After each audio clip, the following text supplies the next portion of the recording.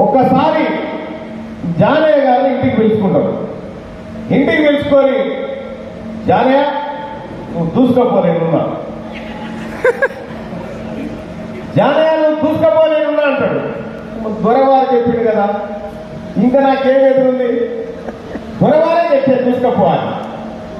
మరి దొరగారి దగ్గర ఎన్ని నోట్లు ఉన్నాయనే తర్వాత కానీ దొర మాట నువ్వు దూసుకపో అని చెప్తాడు. దూసుకపో అని నీకు చెప్పి తర్వాత ఈయనను పిలుస్తాడు. నేను పంపించినాక పిలిచి నాకేమో నిన్ను చేయాలని ఉంది, వాడేమో ఇంటలేదు. నీ మాట చెప్తాడు.